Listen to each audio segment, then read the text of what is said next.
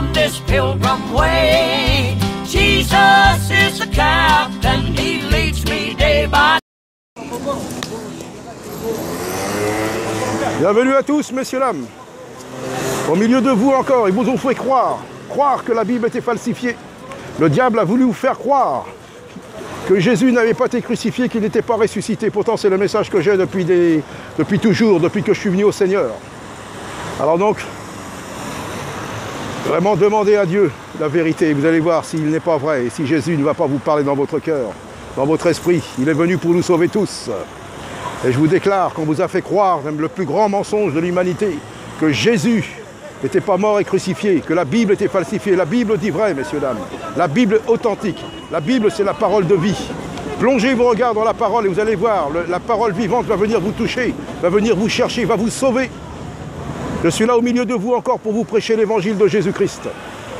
Je n'ai rien d'autre à vous annoncer qu'un Jésus vivant, un Jésus qui vous appelle, un Jésus tout-puissant. Ce Jésus vous appelle et croyez à l'évangile. Croyez à l'évangile. Croyez à Jésus-Christ. Le seul qui peut vous sauver encore, nous sommes à la fin des temps. Tout va bientôt s'écrouler, vous le voyez bien. Alors croyez à Jésus-Christ. Je n'ai rien d'autre à vous annoncer que l'évangile du Christ vivant ressuscité. Et je vous le répète, on vous a fait croire, on vous a, formaté, en vous disant non, la Bible est falsifiée, elle n'est pas falsifiée, elle est réelle, messieurs, dames.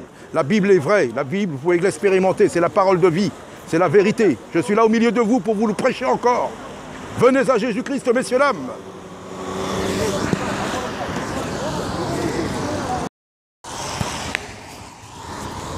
Donc voilà, donc je pourrais faire des dizaines de vidéos par jour.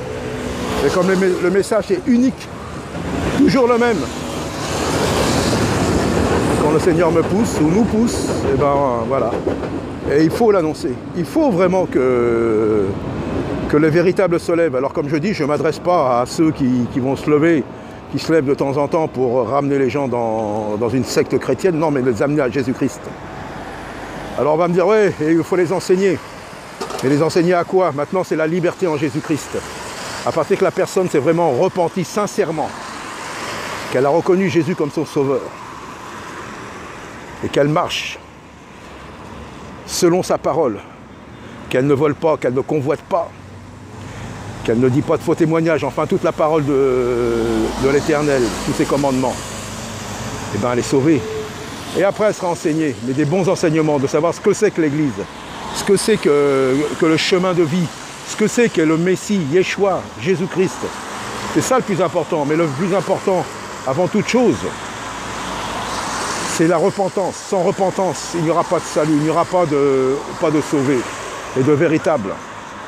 Donc voilà. Donc c'est pour ça que je m'adresse à ceux qui veulent amener les âmes à Jésus-Christ. Et je sais qu'il y en a qui sont déjà debout un peu partout. Mais voilà, donc il faut y aller. C'est fini, là, les prophètes de salon, là, de canapé ou d'internet, je ne sais pas. Là. Les apôtres, là, tout ça, tous les titres. De toute façon, ces personnes-là, si elles ne sont pas, changées, libérées de tout cet orgueil, cette vanité, cet esprit de contrôle des gens, de vouloir amener les gens à eux, vaut mieux qu'ils restent chez eux. Alors je vous le dis, vous tous, là, les faux, je parle aux faux, je sais qu'il y a des vrais sur Internet, des véritables. Ah, il y en a, mais les faux, là, tous ceux qui se mettent des titres et des machins comme ça, bah restez chez vous tant que vous n'êtes pas changés. Restez chez vous, c'est mieux. Restez chez vous, assis sur votre canapé et continuez à faire vos farandoles, là. Mais les vrais se lèvent, et c'est pas moi qui les appelle, c'est pas moi, c'est le Seigneur. Le Seigneur est en train de souffler. Il y a un vent, là, qui souffle, mes amis.